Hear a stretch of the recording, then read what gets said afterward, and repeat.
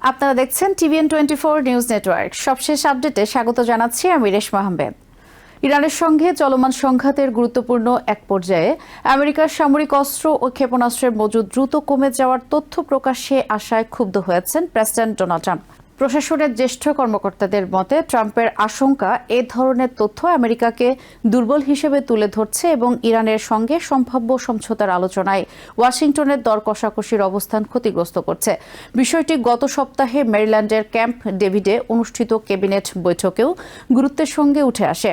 বৈঠক সম্পর্কে অবগত 6টি সূত্র জানিয়েছে আমেরিকার অস্ত্র ও ক্ষেপণাস্ত্রের মজুদ কমে যাওয়ার বিষয়ে সংবাদ মাধ্যমে প্রকাশিত প্রতিবেদন নিয়ে সেখানে হতাশা ও ক্ষোভ প্রকাশ করেন ট্রাম্প। তবে সূত্রগুলোর বেশ কয়েকজন জানিয়েছেন অস্ত্র ভাণ্ডারের সম্ভাব্য ঘাটতির বিষয়টি ট্রাম্পের কাছে নতুন নয়। কয়েক মাস ধরেই তিনি পরিস্থিতি সম্পর্কে অবগত ছিলেন। মূলত এমন এক সময়ে এসব তথ্য প্রকাশ্যে আসায় তিনি ক্ষুব্ধ, যখন ইরানের উপর সামরিক ও কূটনৈতিক চাপ বজায় রেখে শক্ত অবস্থান প্রদর্শনের চেষ্টা করছে তার প্রশাসন। ট্রাম্প ইরানের বিরুদ্ধে নতুন সামরিক অভিযানের হুমকিও দিয়ে আসছেন। এর মাধ্যমে তেহরানকে একটি সমঝোতায় পৌঁছাতে চাপ দেওয়ার চেষ্টা করছে হোয়াইট হাউস।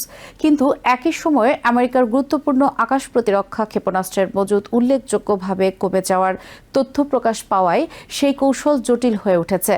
ট্রাম্প অবশ্য প্রকাশ্যে দাবি করেছেন আমেরিকার কাছে বিপুল পরিমাণ অস্ত্র ও গোলাবারুদ রয়েছে।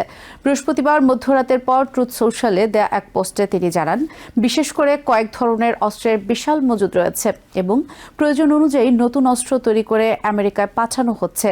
প্রতিরক্ষা কোম্পানিগুলোও রেকর্ড সংখ্যক কারখানা ও উৎপাদন কেন্দ্র নির্মাণ করছে বলে দাবি করেন তিনি। একই সঙ্গে অস্ত্র ভাণ্ডার নিয়ে প্রকাশিত তথ্যের অন্তত কিছু অংশ যে সঠিক, ট্রাম্পের বক্তব্যে তারও ইঙ্গিত পাওয়া গেছে।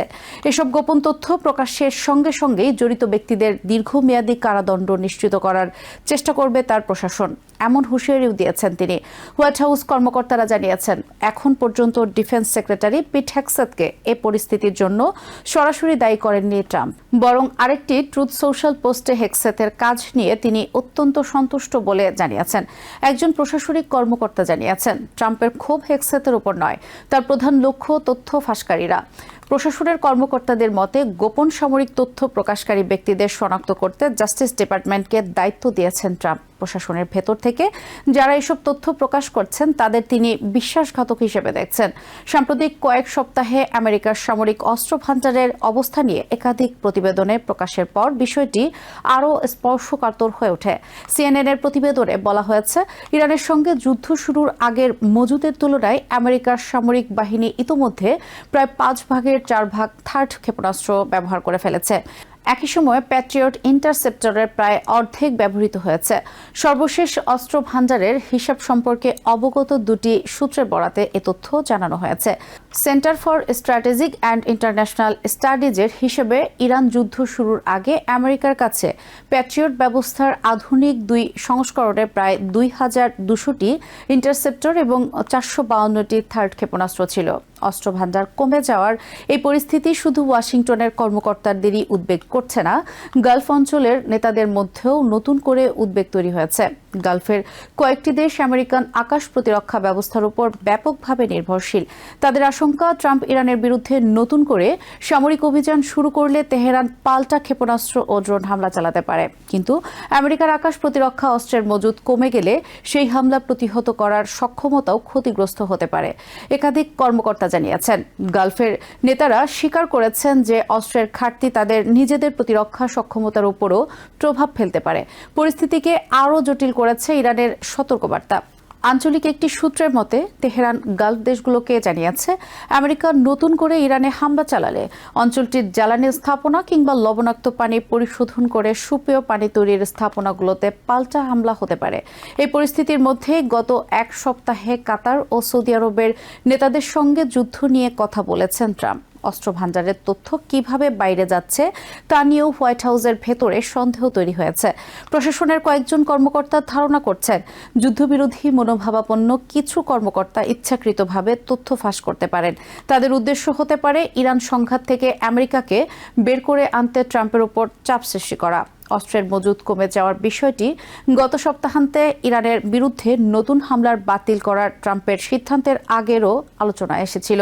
সাম্প্রতিক কয়েক সপ্তাহের মধ্যে অন্তত দ্বিতীয়বারের মতো ট্রাম্পের জ্যেষ্ঠ সামরিক উপদেষ্টারা ইরানের বিরুদ্ধে অভিযানের আরও সম্প্রসারণের আলোচনা চলাকালে গুরুত্বপূর্ণ অস্ত্রের মজুদ দ্রুত কমে যাওয়ার বিষয়টি সরাসরি প্রেসিডেন্টের সামনে তুলে ধরেন। যুদ্ধের একেবারে শুরুর দিক থেকেই অস্ত্র ভান্ডার নিয়ে প্রশ্ন ছিল। তখন সংবাদ মাধ্যমে সম্ভাব্য ঘাটতির খবর প্রকাশিত হওয়ার পর ট্রাম্প বিষয়টি হেক্সেতের কাছে তুলেছিলেন। হেক্সেত সে সময় প্রেসিডেন্টকে জানিয়েছিলেন পেন্টাগন পরিস্থিতি মোকাবিলায় কাজ করছে। এমনকি যুদ্ধ শুরুর আগেও joint chiefs of staff chairman general Dan Kane এবং অন্য সামরিক নেতারা ট্রাম্পকে সতর্ক করেছিলেন। তাদের বক্তব্য ছিল দীর্ঘস্থায়ী সামরিক অভিযান আমেরিকার অস্ত্র ভান্ডারে উল্লেখযোগ্য চাপ সৃষ্টি করতে পারে, বিশেষ করে ইসরায়েল ও ইউক্রেনকে সহায়তায় ব্যবহৃত অস্ত্রের ক্ষেত্রে। পরবর্তীতে অস্ত্র ভান্ডারের ঘাটতির জন্য আগের প্রশাসনকে দায়ী করেছে ট্রাম্প। তার দাবি, সাবেক প্রেসিডেন্ট জো বাইডেনের আমলে ইউক্রেনে বিপুল পরিমাণ অস্ত্র পাঠানোর কারণে আমেরিকার মজুদ কমে গেছে। গত 27 জুলাই এয়ারফোর্স ওয়ানে সাংবাদিকদের ট্রাম্প বলেন, আমেরিকার কাছে অনেক অস্ত্র রয়েছে, তবে তিনি আরও বেশি অস্ত্র চান।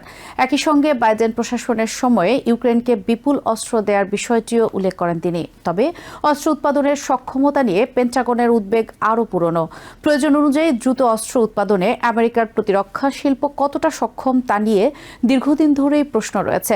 গাজা ও ইউক্রেনের সংঘাতে যথাক্রমে ইসরায়েল ও কিয়েভকে অস্ত্র সরবরাহের পর ইরান যুদ্ধ সেই চাপ আরও বাড়িয়েছে। এই পরিস্থিতিতে জুলাইয়ে হোয়াইট হাউসে শীর্ষ প্রতিরক্ষা কোম্পানিগুলোর প্রধান নির্বাহীদের সঙ্গে বৈঠক করেন ট্রাম্প। গুরুত্বপূর্ণ অস্ত্রের উৎপাদন দ্রুত বাড়াতে কোম্পানিগুলোর ওপর চাপ দেওয়া হচ্ছে। বৈঠকে থার্ড ও প্যাট্রিয়ট দুই ধরনের ইন্টারসেপ্টরই উৎপাদনকারী লকহিড মার্টিনের প্রতিনিধিরাও ছিলেন।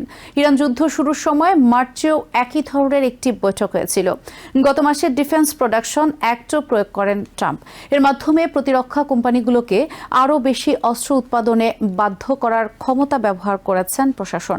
সংশ্লিষ্ট নথিতে ট্রাম্প বলেন, এমন পরিস্থিতি তৈরি হয়েছে যা জাতীয় প্রতিরক্ষা কিংবা প্রতিরক্ষা প্রস্তুতি কর্মসূচির জন্য সরাসরি হুমকি হয়ে উঠতে পারে। তবে উৎপাদন বাড়ানোর এসব উদ্যোগ তাৎক্ষণিকভাবে অস্ত্র ভান্ডারের সংকট সমাধান করবে এমন সম্ভাবনা কম।